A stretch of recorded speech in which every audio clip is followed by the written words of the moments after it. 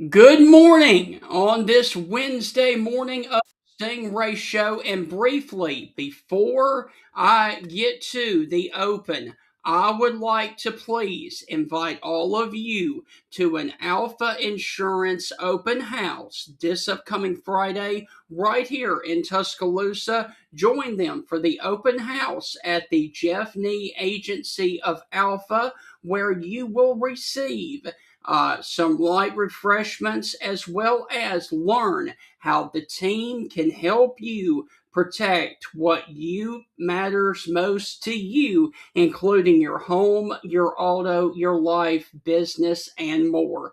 That is the Jeff Nee Agency of Alpha open house this weekend at 3428 McFarland Boulevard right here in Tuscaloosa, 8 a.m. until 11 a.m., and I will be making an appearance there because Jeff Nee is my agent, and here is more about what Jeff Nee can offer for you.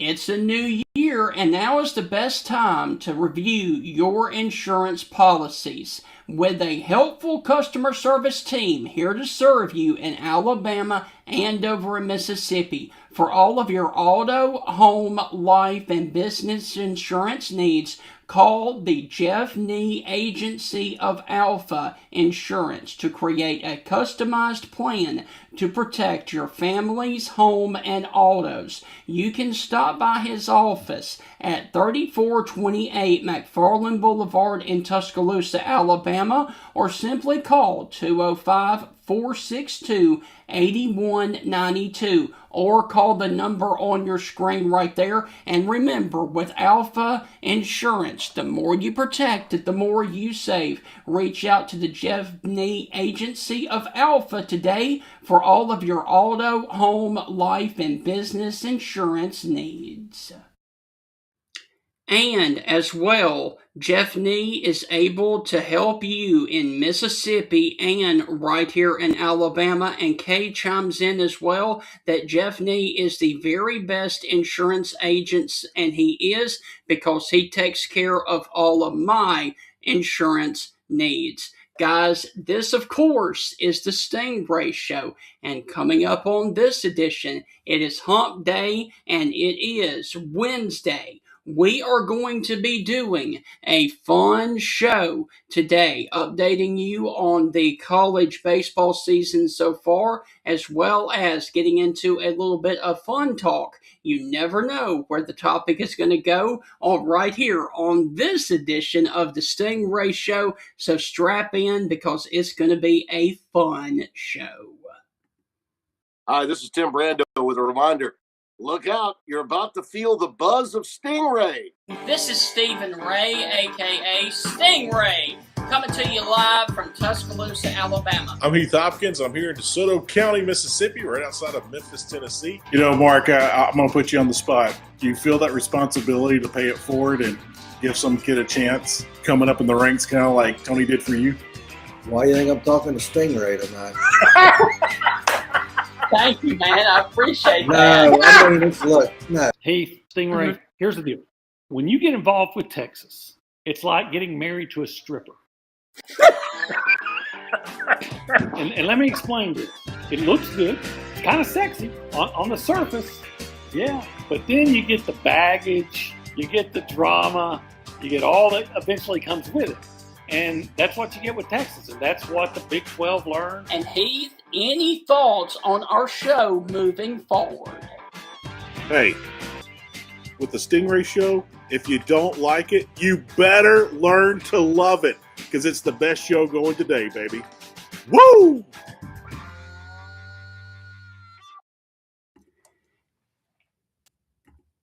And with that, we want to welcome you inside the fun Wednesday edition of the Stingray Show. I've got a fun shirt on. Heath's got a fun shirt on over there. Heath, what is all of that on your shirt? And then I will tell you mine. Well, you know, we were celebrating the men's hockey team last night at the State of the Union. So I decided to, keep the celebration going here a day later. I mean, God bless America. Am I right? I mean, yes. Hey, you can have issues with anything you want to. And I got a feeling a politician can't fix any of them. Maybe he can. I don't know. But with that being said, you woke up in a free country that has a free economy, and Yes. you can choose to do what you want to do. Yeah. You want to be a rocket scientist? There is no law or anything that says you can't. You want to be a billionaire? Yeah. There's no force of nature, rule, or law or person that can say no to you. There's no royalty. There's no nothing. And if you want to celebrate this gold medal for the hockey team for the next day, 365 days, the next 46 years, whatever you want, God bless you. Do what you feel, because that is what America is about. Yes. Chasing what you want, pursuit of happiness. So there you go. Now, mine has a little bit of a summer vibe as well, with tropical fish and bears on a surfboard. So I'm A bear? ready. Yeah, I've got a bear somewhere up here. Right there. There's the bear. Well, a bear in a bikini, it looks like. Yes. Wow. Yeah. So looking forward to the summer, man. It's going to be an awesome one. But Heath, I do want to ask you, did you happen to see, besides the State of the Union, which we're not going to talk about because we're not political, but did you see what happened last night in the world of baseball? I did not, because I was at the baseball field for baseball evaluations, and I had to go to softball evaluations, and it was 46 degrees, and the wind was blowing hard, and it was frigid. All right. Number 6, Arkansas got destroyed by in-state rival Arkansas State 12-4. Georgia Tech, who is the number 5 team in the country, they got blanked by Georgia State 9-4. The number 2 team in the country, the LSU Tigers, lost by 1 run to McNeese 7-6. And the number 1 team this week in baseball, UCLA, lost at home to rival San Diego State 4-3. Oh, and to make matters worse, Alabama got run ruled, if I could say that correctly, down in Hattiesburg with 2 grand slams from the Golden Eagles. Alabama lost 14-4. You know, these midweek games, man. Not a good week for ranked teams to start out the midweek last night. You know, 1 loss, it's not concerning. 2 losses, you kind of raise an eyebrow. 3, you're like, hey, what's going on? I'm talking about midweek games. Right. But for the season. Right. But if you want to host, Stephen, and I'll let you say what you need to say, but if you want to host, you don't need to lose more than 3 non-conference games. Right. Yeah.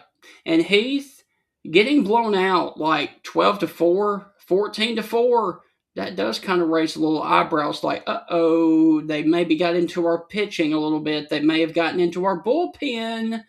I mean, that's not good. Yeah, you're also at the point of the season where it's still early. Yeah. Pitchers do have the advantage. And the wind's doing crazy things. I mean, I don't know who Memphis played last night. I don't even know if Memphis played at home last night. But if they did, it was insane wind and cold. But hold on, that puts pitchers. I know that Middle Tennessee played Middle Tennessee in Murfreesboro played Tennessee Tech. I did see that one. Yeah, but you know, again, Stephen, take like Arkansas State, for example. I haven't looked at this, but I would not be shocked if Arkansas State threw their ace against Arkansas, who was throwing a midweek arm, a young arm, or maybe a bullpen arm to start the game and kind of get things ready. And so, you know, coaches are going to leave them out there and have some growing pains. And that's the beauty of baseball. You can throw a game away and learn. And that's what some teams do here this time of season, especially the highly ranked teams. We got to get ready for conference play. And on top of that, we got to get ready for postseason play. Let's leave this kid in the fire. Let him learn. We'll take the loss. We'll move from it. We'll teach him what he did wrong. The final in 7 innings for your Memphis Tigers, Heath, they went over to Little Rock 24-6 Memphis.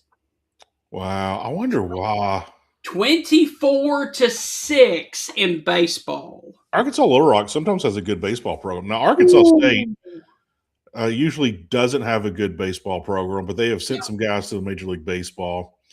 And I'll say this: San Diego State, who beat UCLA, San Diego State would be the equivalent of a Southern Miss here or a Troy here. It's a really good team that's usually in the postseason and usually makes noise in the postseason. The late Tony Gwynn, the great Tony Gwynn, the greatest hitter of the 90s in Major League Baseball, the 80s and 90s. After he retired, he coached at San Diego State until he died of cancer. Sadly, died of cancer.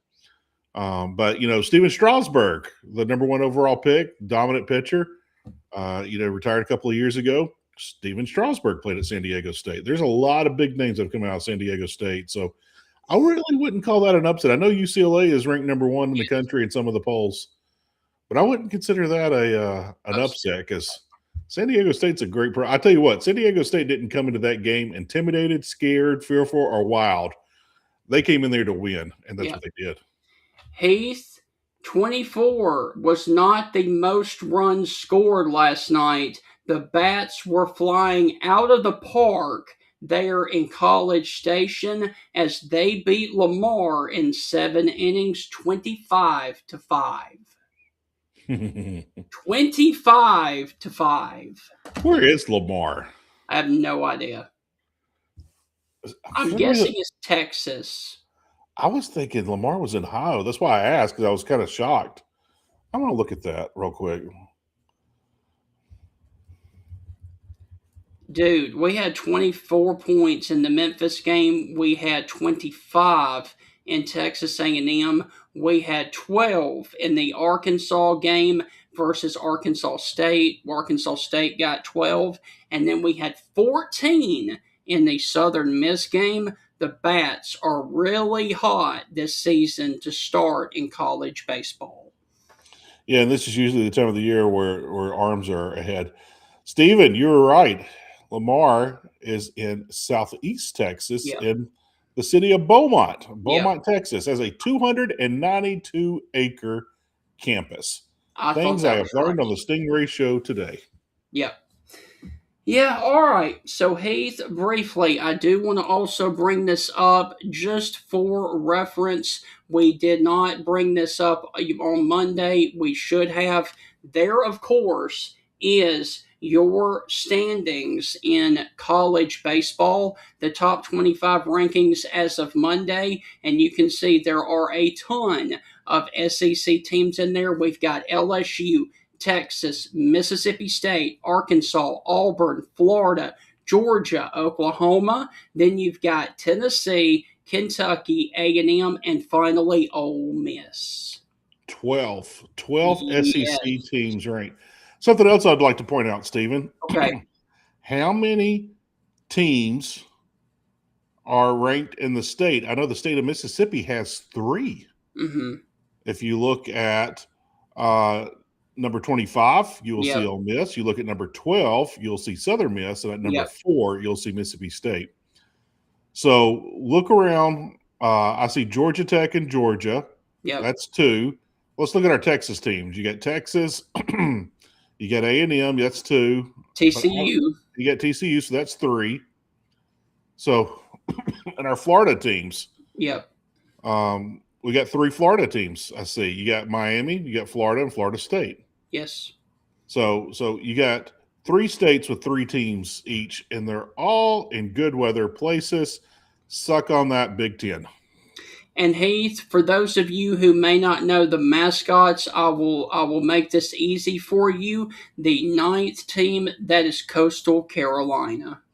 The Chanticleers. Yes. So if you're say Chanticleers, but I like to say it with my really bad French accent. So if you're wondering who is the 9th team with that mascot, that of course is the Chanticleers of Coastal.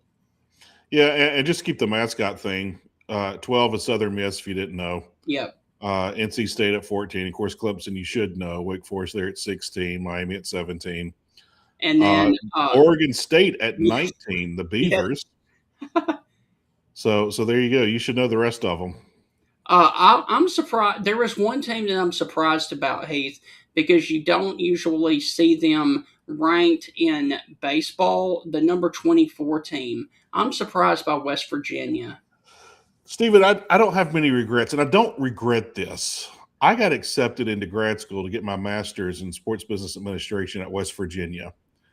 And I thought heavily about going, and they were going to let me be the voice of the Diamond Mountaineers. I was going to do play-by-play for West Virginia, and I turned it down. Why? So, why? Originally I was going to go to Northwestern State and get my master's, and I was going to be the voice for basketball and baseball. And some department head had something up their butt. I met with her. I thought the meeting went phenomenal. I thought it went great. And then she sent me a rejection letter like a couple of days later, like, the sports information director wanted me there. I met with the athletic director in his office, and he wanted me there. Right. I knew some guys on the coaching staff. If you know anything about Northwestern State, there's a gentleman by the name of Coach Black. He is, I don't know if he's autistic or what. I don't know if you've seen the movie Rain Man with Dustin Hoffman and Tom Cruise, but Coach Black is like Rain Man. He has this phenomenal memory. He can remember the most random things. I could walk up to Coach Black right now. I haven't seen Coach Black since the early 2000s. He could tell me the date that we saw each other last and what I was wearing. And if he saw your car, he'll not only remember the color and make of your car, he would know your car tag number. Right. But he was just such a phenomenal memory. But he would come to all the games, and he would remember scores. So the sports information director would sometimes have a game with him, and it's like, hey, when's the last time we played so-and-so? And he would say the date and the score, and he would look it up in the media guide, and he would be right. It was amazing. But I met with all these people. Things were going great. The athletic director told me what they were going to pay me for, game and scholarship and this and that. And this department head from Texas A&M, jerk. Yeah. Yeah. And so like the athletic director was like, what's going on? What's going on? I was like, well, early in his college career, his grades weren't good. I'm like, yeah, it wasn't. I was too busy playing NBA jams and chasing girls in the Palm Squad. Yeah. Yeah. I stayed up too late. But yeah, it was insane of that. And so started my master's at Mississippi State. I was going to do the West Virginia thing and got promoted, became general manager of the television station I was at. I decided to go the TV route, and because I was working like 14, 18-hour days. And the rest is history, man. Yeah, and it was crazy. But I don't worry about it. I will say this. If I went to Northwestern State was the 14th seed in basketball and defeated the 3 seed. I think it was Purdue. Right. I would have been doing the play-by-play of that game. They had their play-by-play guy. It was announced to CBS Studio. It was a huge thing. A lot of interviews, and I was like, that was my play call. You took that from me. Right. I was upset about that. But I really wanted to go to Northwestern State more than West Virginia. Do you know why, Stephen? The food. My bad. Man, oh man. The Cajun food, they had a place called Mama's there, a restaurant, and like everybody on the athletic staff would go there. Yeah, I wanted to go to Mama's there in Natchitoches, Louisiana, and get my degree from Northwestern State. But God had different plans, or the Texas A&M department head had a different plans too. Right. She's not God, I can promise you that. Heath, getting back to college baseball, the schedule for tonight for the SEC teams, you've got Arkansas Pine Bluff at Missouri. That is a 1 o'clock game today. You've got Troy out of the Sun Belt going over to Athens to take on Georgia. That game is at 2 o'clock. Then moving on down, you've got the second game of a 2 series of Arkansas State and Arkansas. That game is at 3 o'clock today. Then you've got an in-state battle of Western Kentucky versus Kentucky, and that one is also at 3 p.m. And then moving on down, we've got Arizona State taking on Oklahoma, which will be a really, really good game. And then Florida International takes on the Florida Gators down in Gainesville, and rounding it out, Heath, West Georgia. I did not even know that they were a school, or Oh I've yeah. never heard of them. West Georgia is at Auburn. Oh wow. Interesting. Stephen, I was in Palm Bluff, Arkansas like 2 weeks ago. Mm-hmm. And I don't know if anyone's ever been to Palm Bluff, Arkansas. It is nothing. It is a very old town. It is run down, and there's like this brand spanking new skyscraper casino in town. Right. But we heard of a thing called the Dirty Dillards. You ever shop at Dillard's? I have, yes. We had one here for years. I loved it. Yeah. There's still some Dillards around. We got one in South Haven. Yep. It's used one very in- much. There's one in North Memphis, actually near the Liberty Bowl, because when we got to Memphis, waiting on the JBL thing, I actually passed by the Liberty Bowl Stadium going to that mall that featured the Dillards. Yeah, you probably went to Oak Court Mall, Yes. if I had to guess. Yep. Hope you didn't go to the Southland Mall, but that's in a real bad part of town. But anyway, we the northern Memphis part. There's why am I drawing a blank? The Dillards that we went to, you walked in, and it kind of looked like you were walking into a house. Yeah, like it had a whole white and all that was Oak Court. Yeah. You know, they're tearing that down right now. No. Yeah, right now, yeah, they started tearing that down like last week. Man, I hate that. Yeah, they're going to put a nice big apartment complex there. An upscale apartment complex is what they said. I was like, oh, that's exactly what Memphis needs, is another apartment complex. That sucks. Yeah. But Dirty Dillards is like, Julie mentioned it to me, and I was like, what are you talking about? There is this mall. The entire mall is closed, but the Dillards is open. They've taken the furniture out. They've taken the bedding out. They've taken houseware out. It's just clothes and shoes. That's all it is. Right. And it's their clearance center. And so things that didn't sell at other Dillards or complicated orders, or the orders got there late, or whatever it is, it goes to this deal. Now, they don't call it Dirty Dillards. They call it the Dillards Clearance Center. Mm-hmm. But the locals tabbed it the Dirty Dillards. Mm-hmm. If you Google Dirty Dillards, it will show up on Google. Right. And actually give you directions to Palm Bluff, Arkansas. Okay. Palm Bluff, Arkansas is 3.5 hours away. Yeah. And so Julie and I, a couple of weeks ago, got in the car and went over there. And she said, I'm afraid this is a waste of time. I was like, yeah, me too, but you never know. I don't even want to tell you how much money we spent later. Yeah, the whole back seat of the car was loaded down. That's so awesome. Julie's like, we will come here to buy our back to school clothes, this and that. Right. Dude, we bought a ton of stuff, and it was cheap. Okay. They had suits, they had sports coats, they got everything. Jeans, polos, button downs, short swimsuits, whatever. Let's just hope it doesn't go out of business, man, because everything right now is folding. Yeah, I didn't get to watch all of the State of the Union address last night, and I don't believe our politicians can control our market. I think they can move the needle one way or the other very little. Yeah. But there are some things they can do that can speed things up. Mm-hmm. And so I haven't watched the whole thing in full yet because I was at the ballpark last night in baseball and softball evaluations in the blistery, windy, cold weather. Mm. But I look toward finishing that maybe today at lunch. I can sit down on. I don't know if I'll get lunch today. I got a full day, but I do plan on finishing it before the weekend. How about that? Heath, let's go ahead and talk about the National Day of today and the National History of today. You game? I'm always game.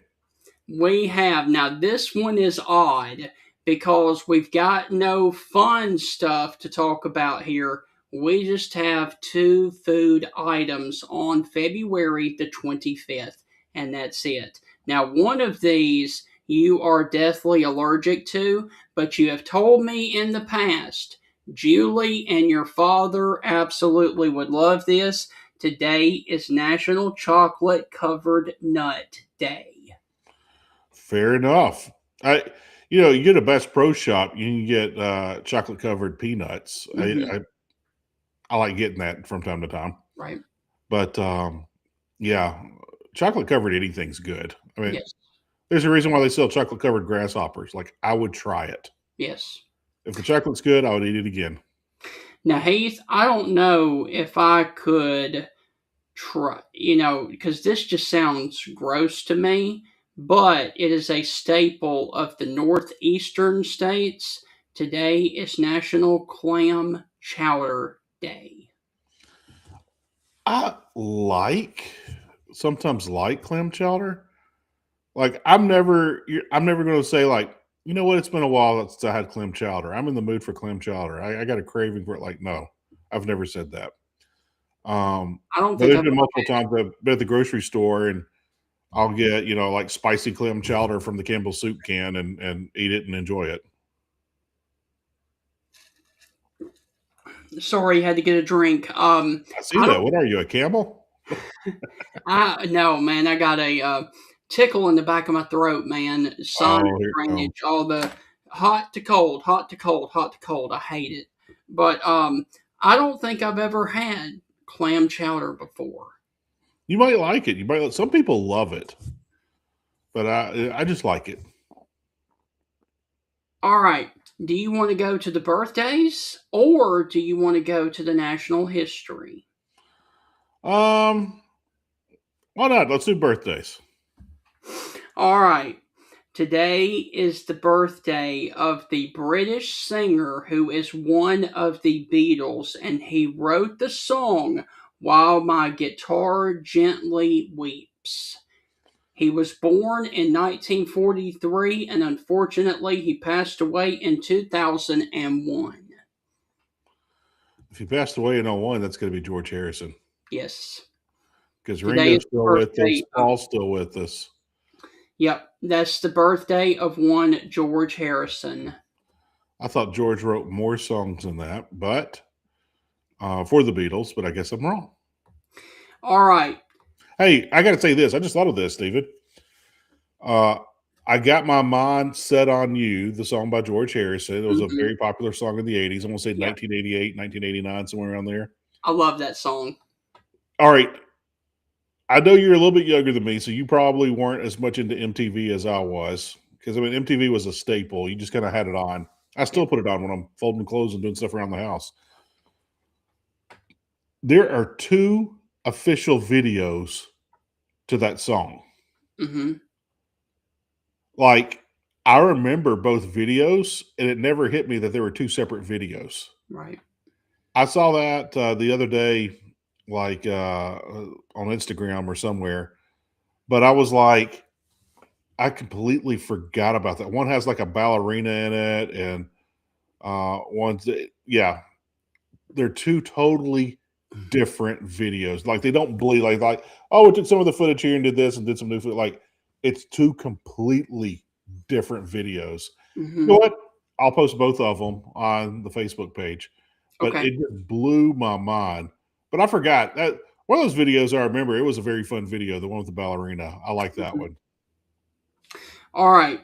Are you familiar with Richard Hollingshed? Holy shit! Did you see that? No, I don't know anything about Hollingshed. He was born February the 25th of 1900 and died in 1975. He was an American inventor. What did he invent?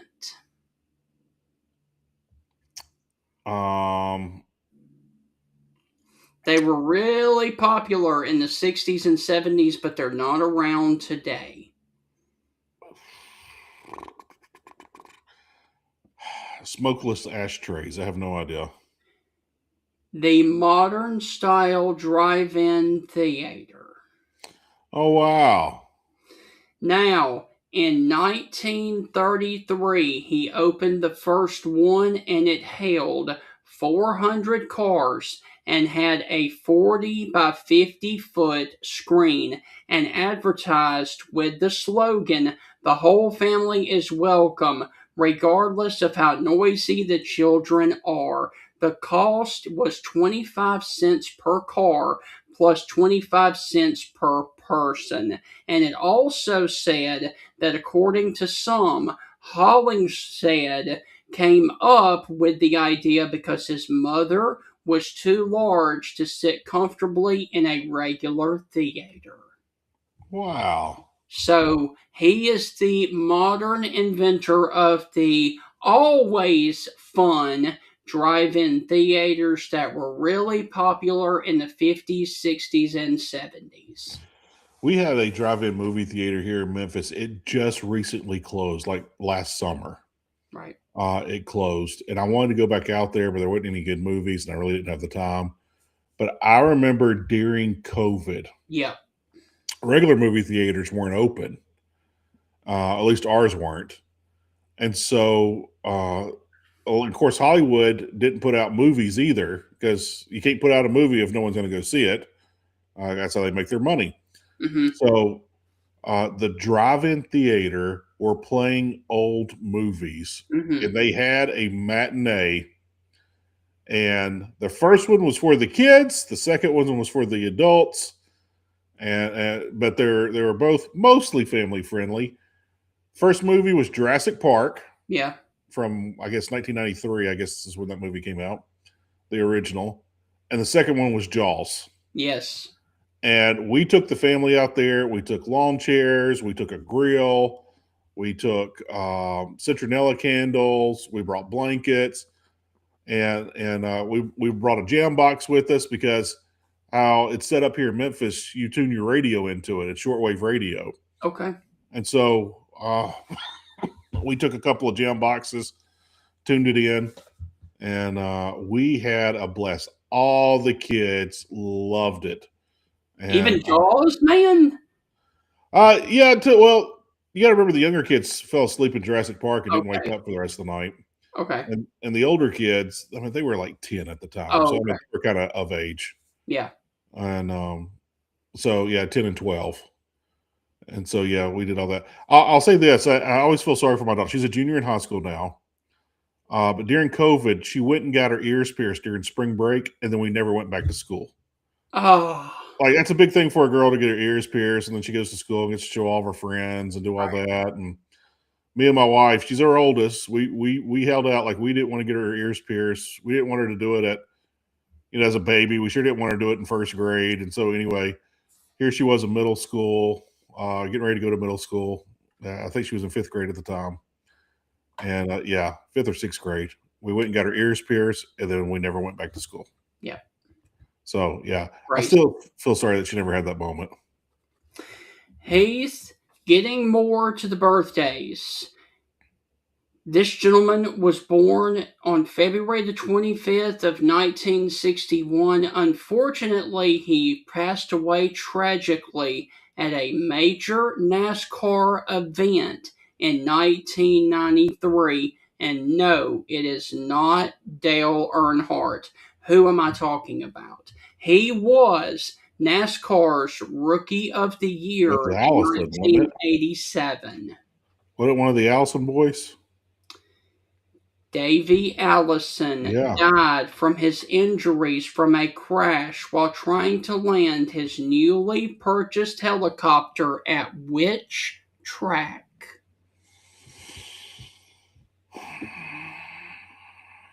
I'm either going to say Talladega or Daytona. Dago. Yeah. Dega came to mind first. I want to say he drove the black and red number 28 Haviline car. Um, he had a nephew, I think. Right. It was a nephew. It was a close family member. He kicked for the University of Memphis and won the Lou Grozo Award, and kicked on Sundays for a little bit in the NFL. But he was kicking here at Memphis, I think, at the time when the accident happened, and he was just like, I want to make my family happy on Sundays again. Right. We haven't had that since the accident. I was like, oh wow. All right, Heath, can you tell me whose birthday it is today? And he was born in Memphis, Tennessee, and he is a megastar in professional It's Ric Flair. wrestling. Woo! Today is the birthday of the Nature Boy. Woo! Ric Flair. There is a crazy, crazy thing. And I wish I remember the story in full. There was some kind of orphanage here in Memphis. It was claimed to be an orphanage. They kidnapped children, put them in the orphanage, and people adopted them. Like, they were buying stolen babies and they were stealing babies themselves. Ric Flair was one of those children that was stolen from his parents. Well, they said they don't know because all the files, there's no files of things. They don't know because some people did take the kid to the orphanage. Some were stolen, and then some were, probably. But anyway, Ric Flair was in an orphanage in Memphis from that place that they got busted, and he was one of those children. And I've heard Ric Flair in multiple interviews. Ric Flair being my favorite wrestler of all time. I've heard Ric Flair several times say, hey, I was adopted. My parents were doctors, and it did not bother him that he was an orphan. It didn't bother him that he was adopted, and he never wanted to know his parents. He said it never really crossed my mind. He said, I had a great life. He said my parents never understood why I was the way I was. I was like, wow. So I'm making bad jokes here. I mean, Ric Flair could have been from like the Arkansas Delta redneck of rednecks. He could have been very much loved by someone in Mississippi or Tennessee. Memphis is right there on the border of Arkansas, Arkansas, Tennessee, and Mississippi. And but yeah, Ric Flair came out of that orphanage, and they don't know if he was stolen or not. It's crazy to think about. All right, Heath, let's go. Hey, you know what, Stephen? What's your favorite? Oh, thank you. Thank you, Kay. Stephen, what is your favorite Ric Flair insult, line, joke, whatever? And you can share more than one if you want to. I don't really know. I know of a moment that I love. All right, share the moment. When Batista was picking which champion he was going to face after he won the Royal Rumble, his first ever Royal Rumble. And, he was with Triple H and Ric Flair and then Randy Orton. And then they did the thumbs up and then the thumbs down to Randy Orton and turned on him. Well, Batista decided that he was going to choose to face Triple H at WrestleMania. And Triple H and Ric Flair wanted Batista to face him as the good guy to keep it within the faction that they had. So Ric Flair and Triple H are standing there in the ring, and they're like, yeah, come on, pick us, yeah. And Batista goes like this. He drops the smile, and then he does this. He throws Ric Flair out of the ring. He kicks Triple H in the gut and then hits him with a Batista bomb. Wow. Dude, I'll share that on the Facebook page and I'll send it to you. It was something else. The look on Flair's face was priceless when he went like that. It was like, oh my God. That's It was funny. great. That's funny. I love the line from Ric Flair. There's two lines that I love from Ric Flair. But somebody, I can't remember if it was Ricky Morton or who, but somebody was challenging. It could have been Bobby Eaton. I can't remember. But somebody was challenging Flair for the belt, and it was a lower card wrestler, and this was a big shot for him. And Flair insulted him. He goes, "I've spilt more liquor in bars around the world." He goes, "I've wasted more money and spilt liquor in bars around the world than you made last year, pal." I thought that was the greatest line. Right. I was like, "I've wasted more money and spilt liquor in bars around the world than what you made last year, pal." I was like, "Wow, that is a ultimate put down." But the other one I loved is, I want to say this was back during the WCW days, during the hype with the WCW, at the time WWF Wars, Monday Night Wars. But someone challenged, someone was doing a shoot with Flair, and they was like, "Flair, you're too old, pal," and Flair goes, "Let me tell you something. Space Mountain might be the oldest ride in the park, but it's still got the longest line." Yeah. I love that line. Yeah. But, Flair, bright lights, big cities, pretty ladies.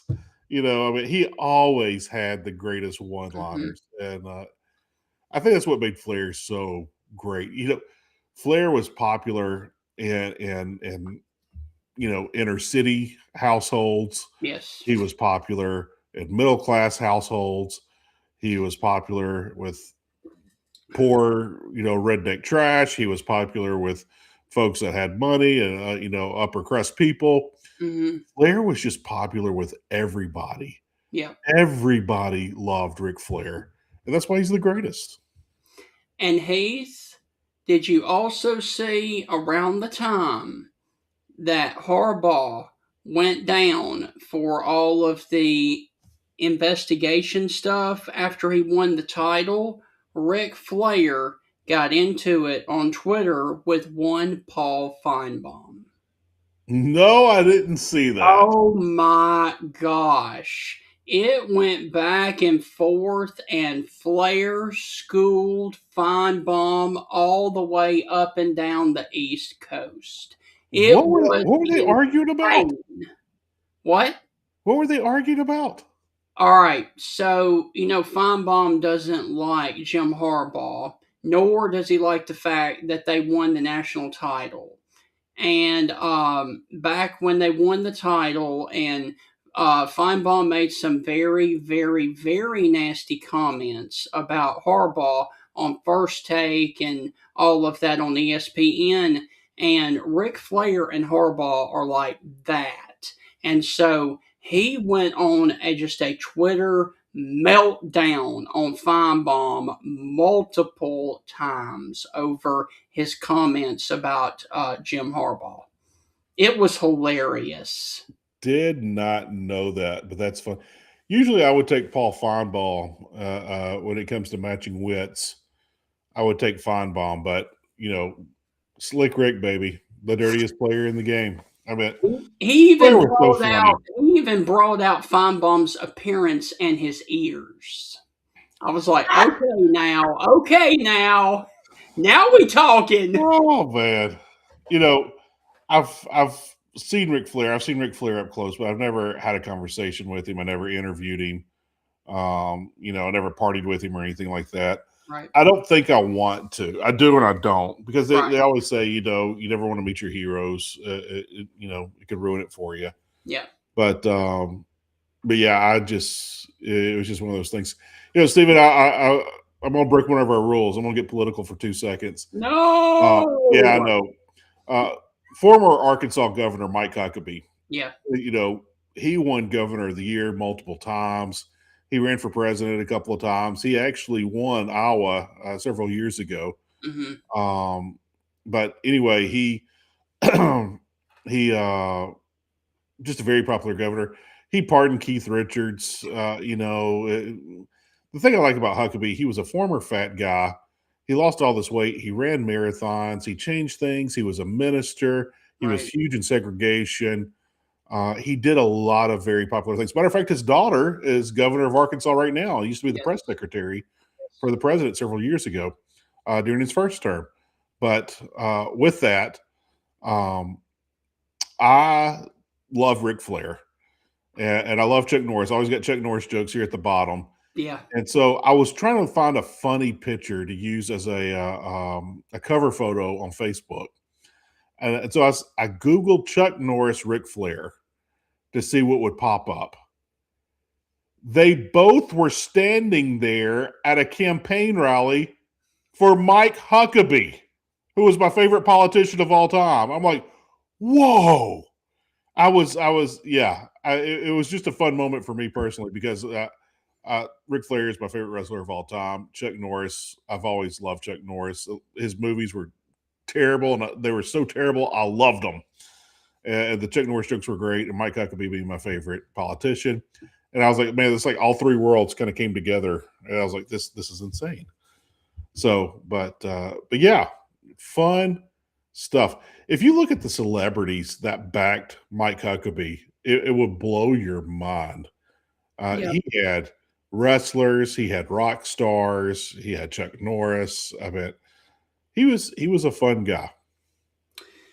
All right, Heath, I'm going to ask you, I'm going to put you on the spot. Which person that passed away shook you the most to your core? The passing of a celebrity, Yeah. it had to be Jimmy Buffett, man. That would Really? that would still hits hard. Anybody else? Eddie Van Halen. That hit hard because Van Halen's my favorite band. Right. Jimmy Buffett's my favorite artist. So Did not mean to do that. Sorry. that's all right. But yeah, those two really, really hit home. I'm going to pop one up right now who died on this day. Unfortunately, in 2017. And this one still shocks me to my core.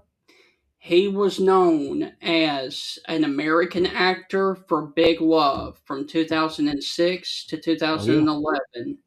He was also in Aliens, Tombstone, and Apollo 13. He also made an appearance in the movie Titanic. Who am I talking about? You're talking about Bill Paxton. Yep. Steven, I need to pull it up here again. I'm going to use my trusty Google thing. All right, this blew my mind. Like, sorry, I hit my mic there. A couple of weeks ago, I saw Wendy Peppercorn and from the movie Sandlot, and just kind of laughed. And then I was watching something about Scream. My kids love Scream. Mm-hmm. And anyway, I was checking all that out. Lo and behold, I'm trying to cast at this real quick. But lo and behold, I was shocked that Officer Judy, who later became Sheriff Judy in Scream, and Wendy Peppercorn are the same person. Like, that blew my mind. Yesterday, I was watching a clip from Rich Eisen's show, and he had the actor Gary Cole on. Now, Gary Cole played the dad. As soon as I saw him, I was like, oh, that's the dad from Talladega Nights. He was Ricky Bobby's daddy. And then he started talking about Office Space. Mm-hmm. And I was like, he was in Office Space? And I was like, who was he? And he was Lumbergh. And I was like, if you look at Lumbergh with the suspenders, he's the boss, like, yeah, you're going to have to come in Saturday and play a little catch up with work, So he was talking he was talking about that. And so I was like, what other movies is he in? He was in Dodgeball as the announcer, Cotton, whatever his name was, Cotton McKnight, I think. He was in Dodgeball as the announcer, and I was like, I couldn't place those three together. He was also the Brady Bunch dad, the movie. And I was like, that same guy played those four roles, and I never knew it was the same guy. And I was like, and so I had a huge appreciation of Gary Cole yesterday. I was like, he doesn't even look the same in all four of those movies. Mm-hmm. It's not like he's wearing a mask. It's not like he's doing this. But I was like, he played this yuppie who drives a Porsche, the suspenders, and then he plays this redneck daddy who was a deadbeat. Then he played like the Brady dad, who's like the square, and then he played like this announcer who just over the top and enunciates everything and is trying to be funny. And I was just like, this guy can do anything. So yesterday I became a Gary Cole fan. Just a huge, massive Gary. I can't tell you much about Gary Cole, but if you look at his movies, he has done a ton of stuff. Mm-hmm. And I was just kind of like, my gosh, I didn't know he did all this. So hugely shocked. Heath, briefly, getting back to Bill Paxton, did you happen to see what happened surrounding his death? Oh, I don't remember anything. Nothing I can recall right now. Dude, this is so awesome. Now, I'm going to go a little weather geek, nerd, whatever you want to call. All right, so to help storm chasers out in the field track where they are, they have a beacon where they turn on. It's kind of like a GPS signal to alert other individuals and other storm chasers of where their people are in chasing thunderstorms. Because of the incredible impact Bill Paxton had on the weather community in Twister, this is what the storm chasers did across the plains on the death of Bill Paxton. Can you see that? I can't see it. It says uploading image 06432.jpg. Dadgummit. There must be an issue with Restream, of course. You built that up perfectly, too. And then this happened. That was such a good build-up, Steven. That broadcasting school is really paying off, Stingray. Let me see if I can. Hang on. I don't know how to get that off. Okay. Bingo. Oh, wow. That is all of individual storm chasers doing Bill Paxton, showing him love on the death of Bill Paxton because he had such an amazing impact on the weather community in the movie Twister. The movies broke up my favorite band, Van Halen, man. I know, but still, that's pretty I like cool, that movie. is it not? That is very cool. That's very cool that they did that. We all would love to be honored, have a street named after us, or a holiday or statue built or whatever. But more than likely, it's not going to happen. And we'd like to be remembered, but we don't know if that'll ever happen. But when things like that happen, you kind of tip your cap, like, wow. Bill Paxton touched a lot of people's lives. And I've said this on the show before. The late Tony Bennett left my heart in San Francisco, had just one of the best quotes. Let other people appreciate you. Let other people appreciate your art. When someone's paying you a compliment, just don't like, oh, I appreciate that. Thank you. No. Soak that in. Soak that in. Let people appreciate your art. Yes. And be very grateful because they took the time and the courage to come up and say it to you. All right. National history, we're going to run through these real quick.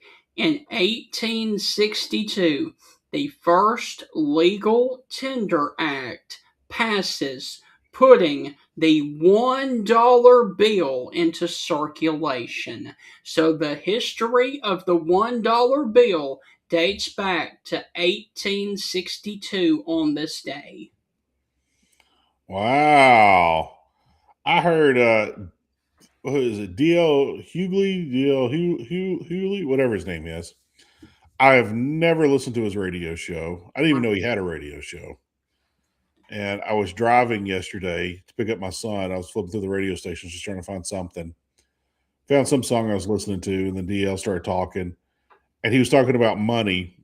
And I don't know if he was being funny or if he was being serious. I don't know, don't care. But he was talking about, was all of our money, the people on the front of our money, the portraits of those people were either mass murderers like Andrew Jackson, he's on the $20 bill, or slave owners. And he's like, so when you go to pay something, like, do I need to pay with my slave owner or do I need to pay with this mass murderer? Which one do you want? And I was kind of like, what? And then my son got in the car and I didn't hear it. And I turned down the radio and listened to his day and we talked on the way home. Right. But I kind of, it was dark humor, if it was humor. But I was like, what are you talking about? I was like, okay. I didn't have time to listen to the rest of it. So, but I was like, what? I like to play with the serial killer, this mass murderer. What is he talking about? So, yeah, there you go. All right. Can you tell me what organizes for the first time in 1901? And it came under J.P. Morgan. I doubt the Fed met in 1901.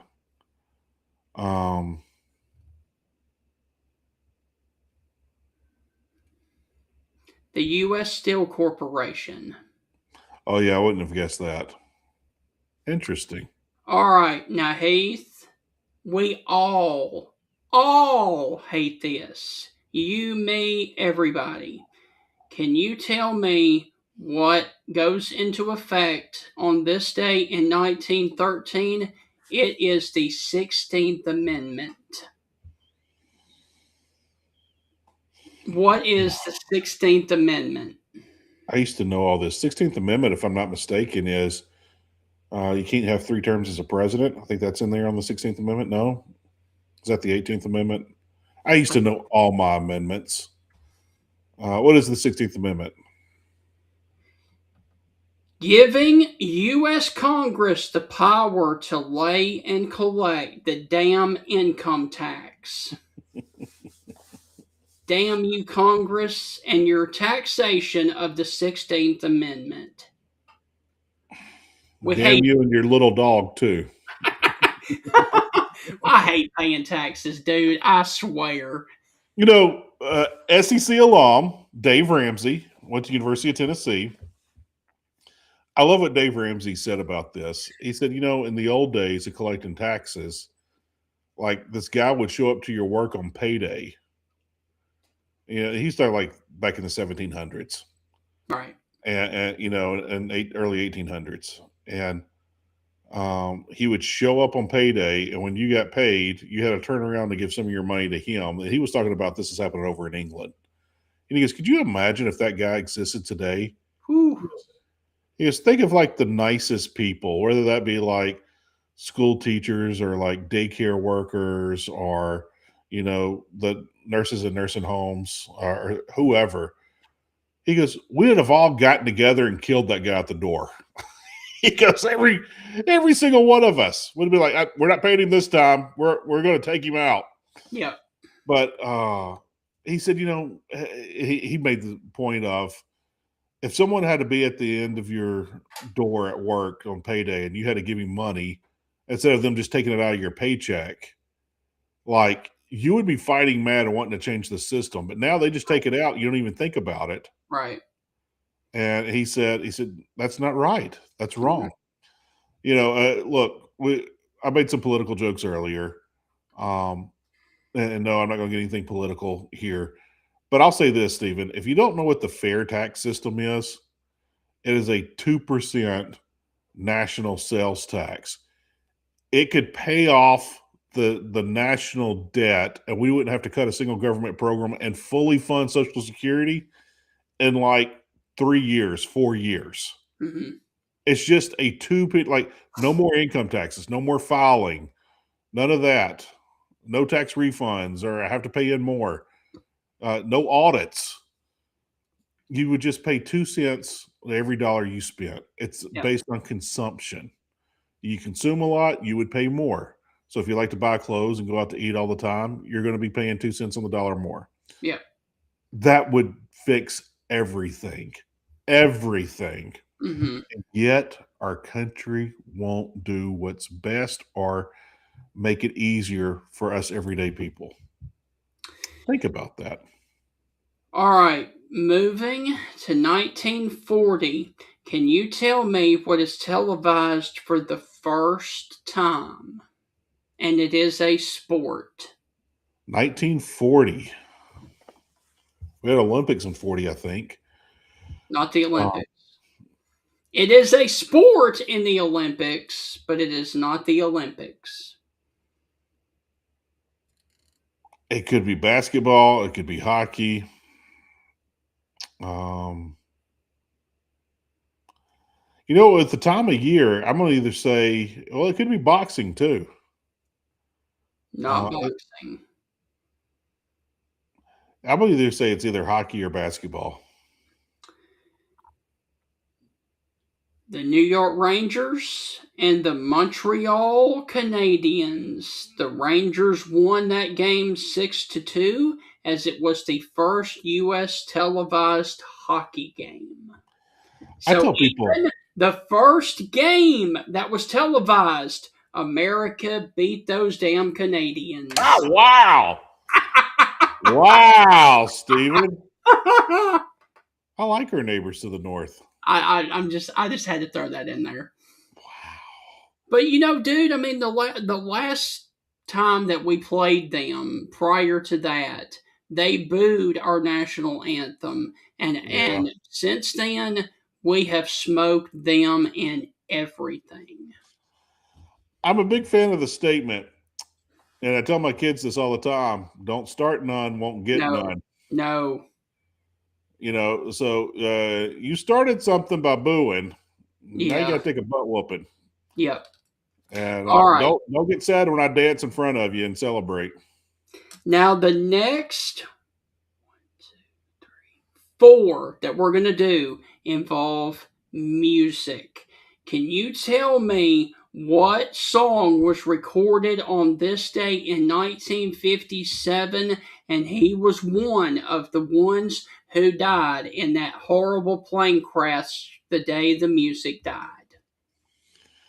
Well, it's Richie Valens, it's Buddy Holly, and the Big Bopper.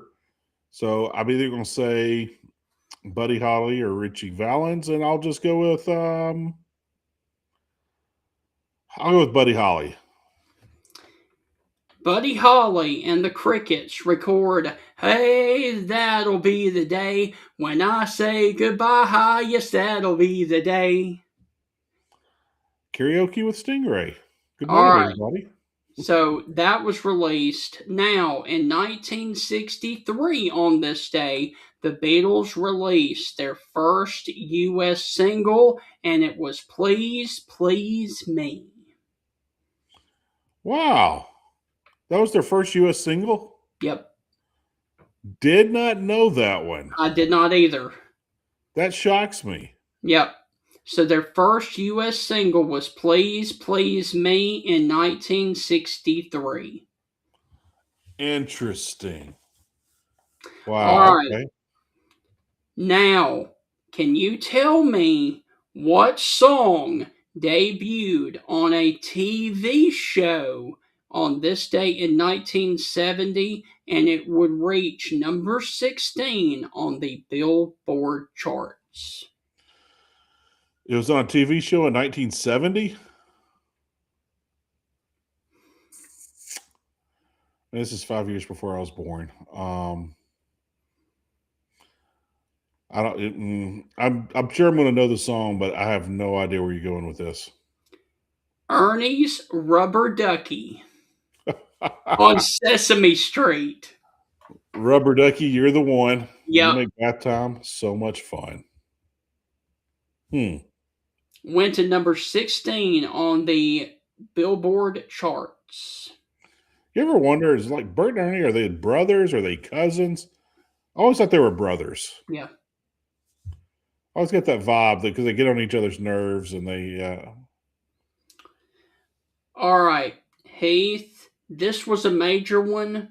Can you tell me who performs for the final time live to an audience of 12,000 selected guests at Palm Desert's Marriott Ballroom in Palm Desert, California on the closing night of his charity golf tournament in '95? And think Rat Pack. If it's Rat Pack, I'm gonna go Frank Sinatra. Yes. I was when you said California and golf, Bob Hope came to mind, but then you said Rat Pack, and Sinatra was still with us then. So he said Sinatra was tied in with the mob, like he was one of the mob bosses. They said Frank had people killed. I don't know if that's true or not. Right.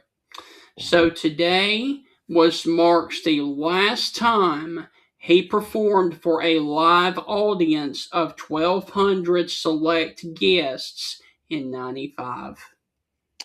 Wow. Old Frank, man. Yeah, it's crazy. You ever hear Dennis Miller tell the story about Frank Sinatra? No. Dennis Miller said he's a super young comedian and does a show, and he looks down, and at the very first row at the very end, he noticed someone came in late and didn't think anything of it. And then later in the show, he looks down and he goes, "It's Frank Sinatra." Right. And he's like, "Oh my gosh, I've been talking in front of Frank Sinatra this whole time." And his mom was there that night. Frank laughed and laughed and laughed.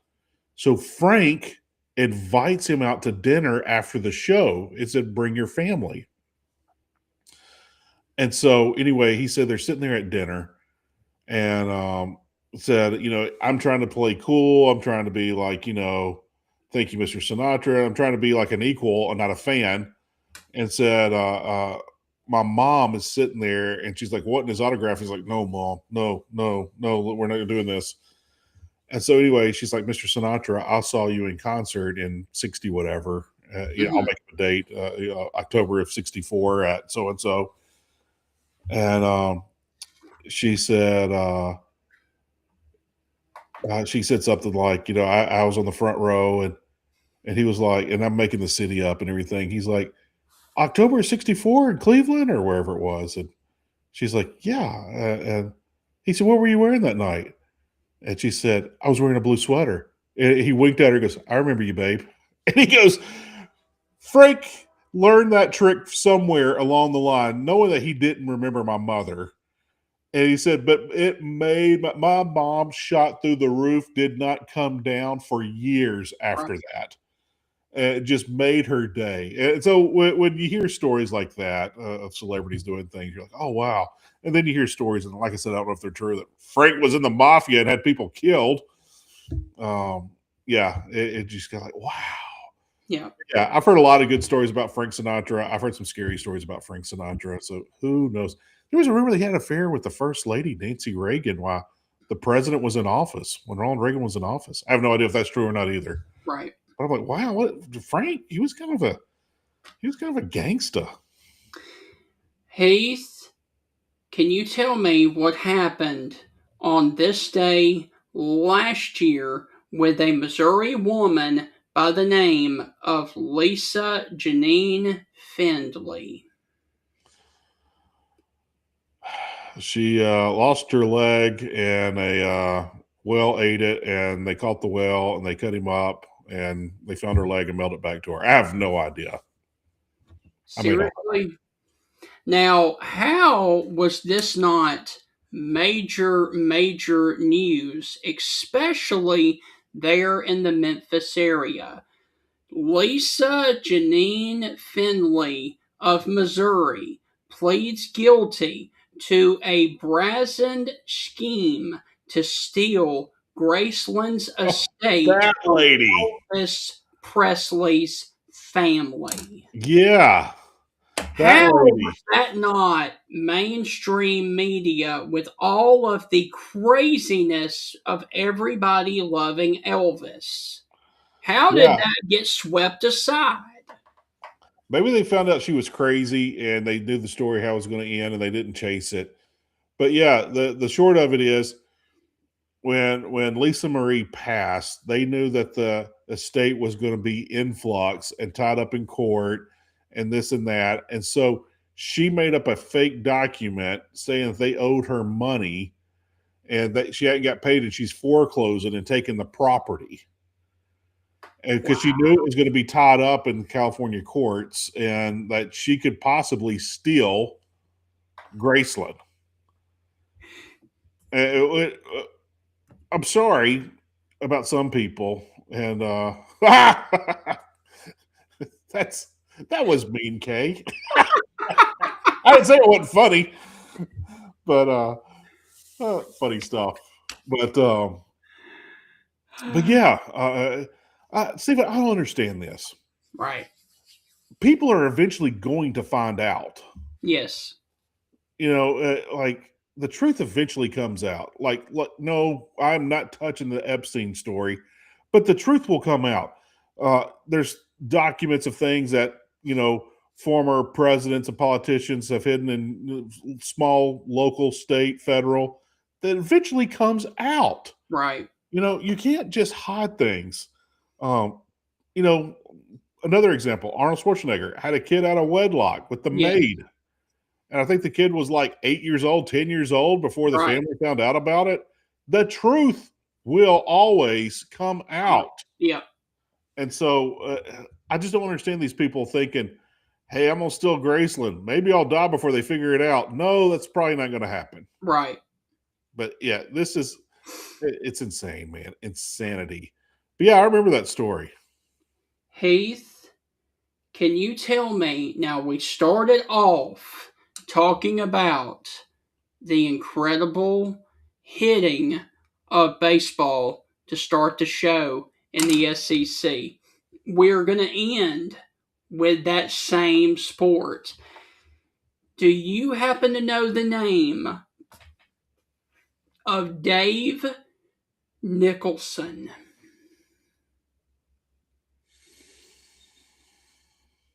It's not ringing a bell. Dave Nicholson is an American baseball player. He died on this day in 2023. He is known for setting the record for the longest major league home run hit during a regular season game, hitting a 573-foot home run for the Chicago White Sox. It went over the left field roof of Chicago's Comiskey Park in '64. Comiskey Park, yeah. Old Comiskey Park. 573 feet. That's a long way. Holy crap. I guarantee you there's no video of that. Dude, I don't think that's been beaten yet. That is insane. How far did it go? 573 feet.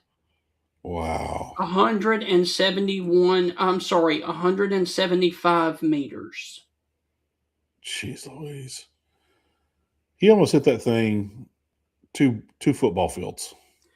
Dude, steroids had to be involved in that one. Not in the 60s, man.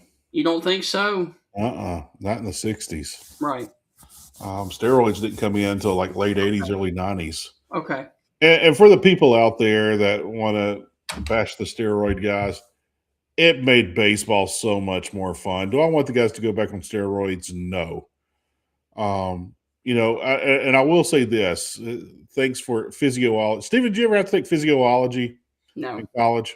Mm. All right, physiology. I had psychology. Yeah, it's not psychology. No, I didn't have to have that other one. Yeah, physiology is the study of the body in exercise. Okay.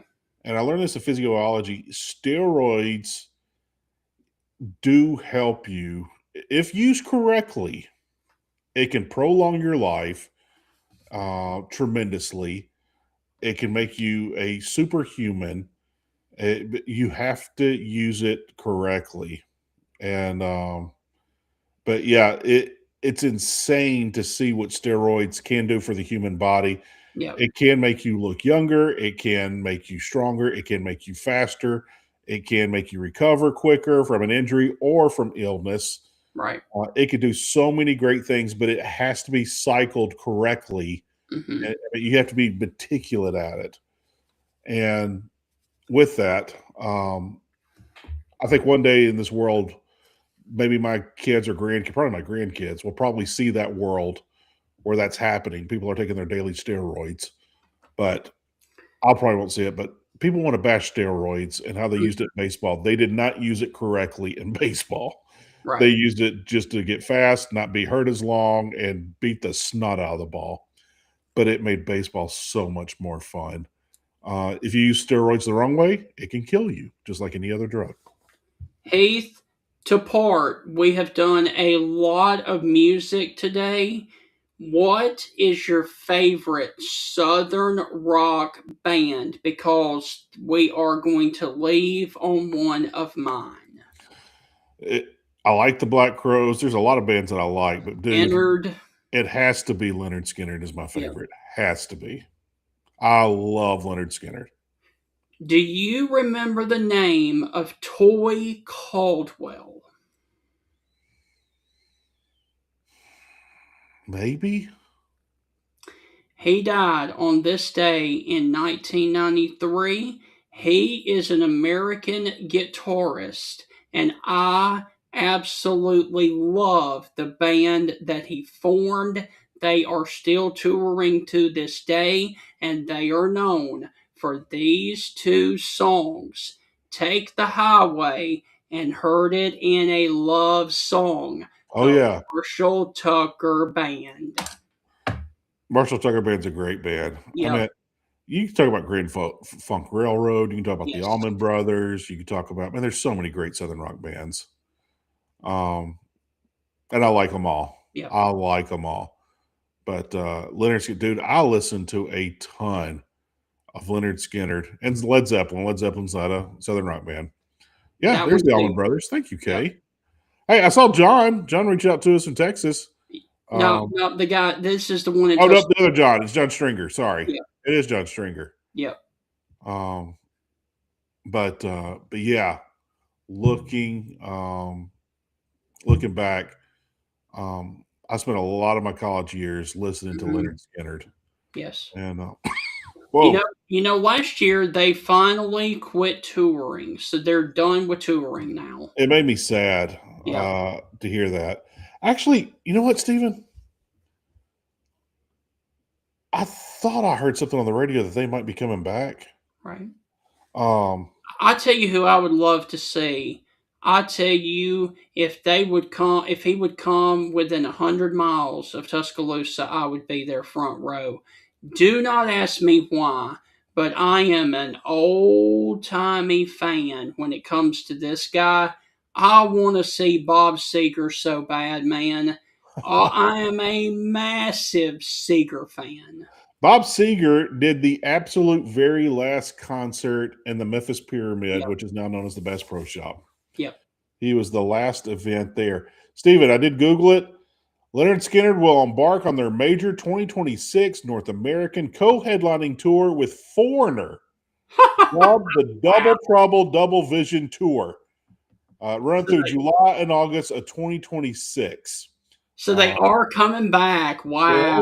They're only going to go for a couple of months. But it looks like the They'll be in Atlanta. They're going to be in Rogers, Arkansas. Okay. So yeah. Have you ever seen Skinner? Here it is, Stephen. I'm gonna read off the cities because there's not that many. Atlanta, Homondale, New Jersey, Toronto, Clarkston, Michigan, Wanatag, New York, Mansfield, Massachusetts, Rogers, Arkansas, New Orleans, Louisiana, Tucson, Arizona, and Ashland, Kentucky. I have seen Skinner. I was extremely, extremely disappointed, and I'll tell you why. And we'll Hit end me. the Stingray show on this. For some odd reason, that Alabama, the university, decided 1 year at the homecoming festivities with the bonfire to have a concert on the quad and one at Coleman. The one at Coleman was the Yin Yang Twins. The one there on the quad was Leonard Skinnard. Skinnard was 45 minutes late, and they showed up all drunk. It They're was rock stars. not What did you a expect? fun time, dude. And they slurred their words throughout the songs. It was awful. Wow. And that was the last time, and the only time Alabama did any kind of entertainment like that with any kind of entertainers on homecoming weekend because everybody complained. It was awful. I want to say that was back in the early 2000s. But man, they showed up 45 minutes late. They were hammered and they could not even get the verses out to their songs. Wow.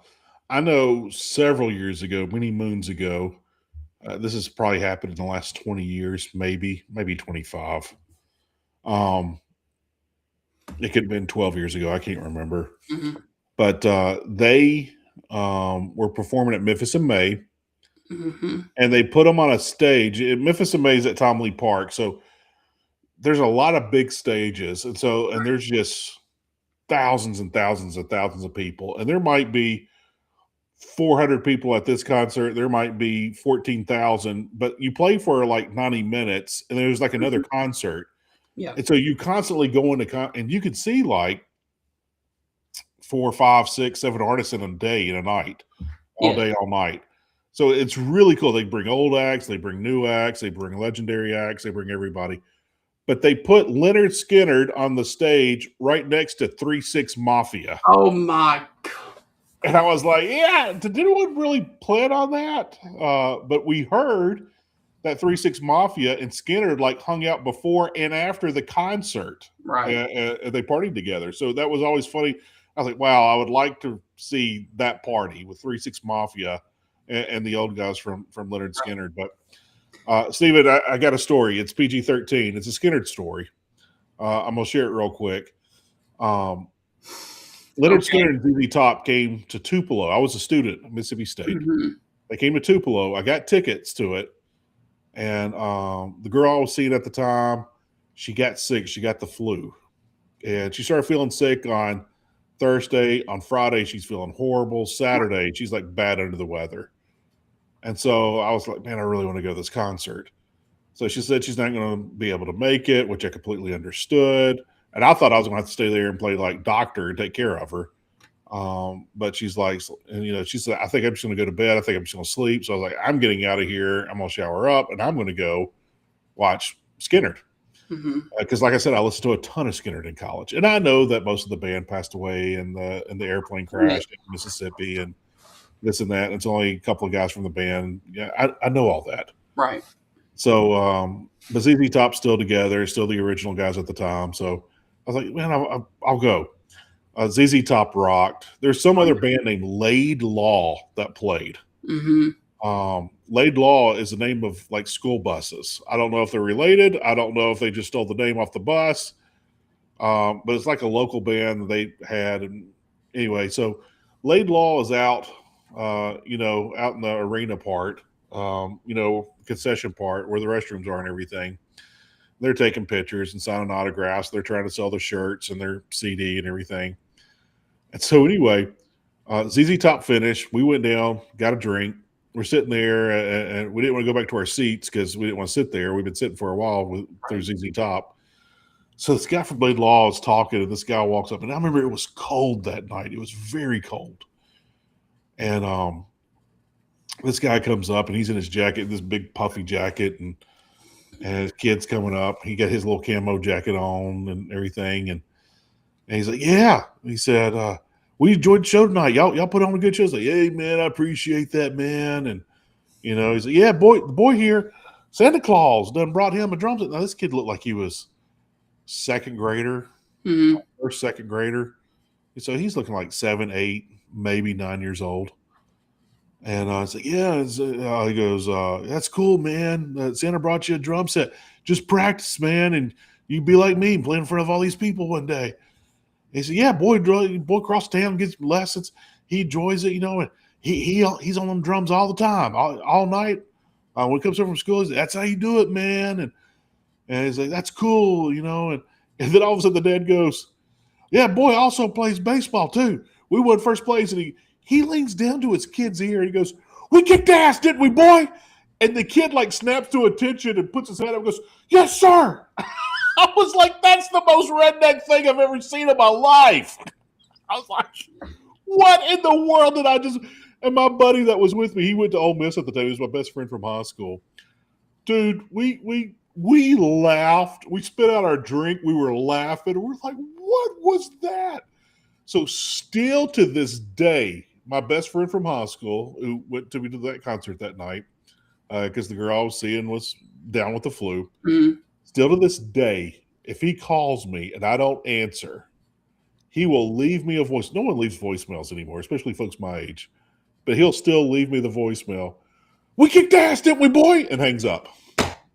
But yeah, it was one of the most redneck things I have ever seen in my life. Dude, how do you go from playing drums and wanting to play to baseball? I'm like, what? Well, the crazy, yeah, he went from that to that. But the kid snaps to attention. Yeah, sure. What was that? I'm like, do you throw rocks at your kids too? I mean, what's going on at your household? Wow. So yeah. So there you go, man. There's your redneck Skinnerd fan story of the day. Got it.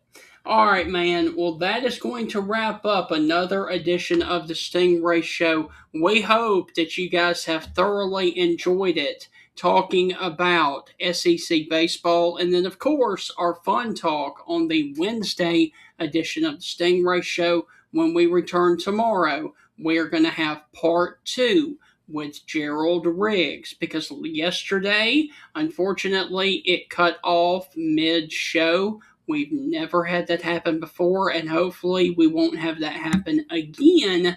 But tomorrow, we will have Gerald Riggs back with us again to finish up the rest of that interview at 8:30 tomorrow morning. Yeah, and Stephen, I have gone multiple years on this show without saying any cuss words. I said 2 today.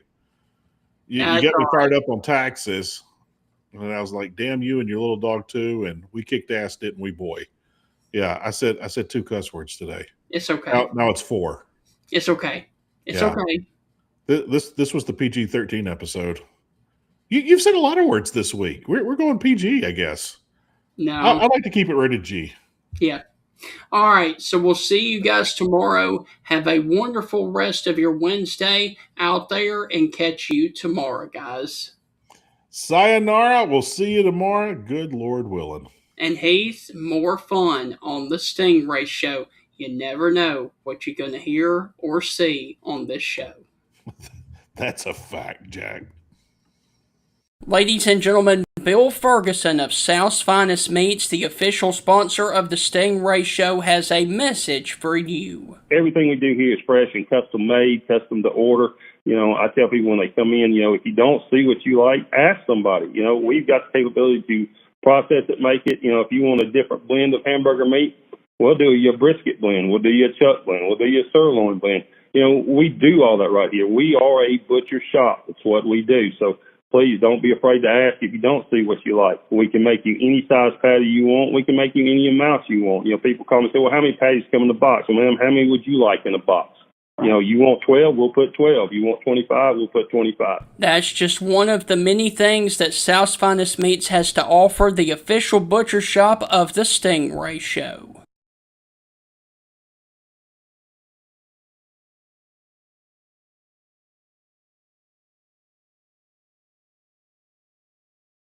For over 100 years, the Bank of Moundville has been a name clients can trust. The Bank of Moundville is more than just a bank. They're your neighbors, your friends, and your community partners. Their unique approach to financial education has always centered around families. They believe that financially strong homes today lay the foundation for a brighter futures for tomorrow's generation. You can call them today at 205-371-2227. Once again, that is 371-2227 to schedule an appointment to build your financial security. The Bank of Moundville is a member FDIC and an equal housing lender.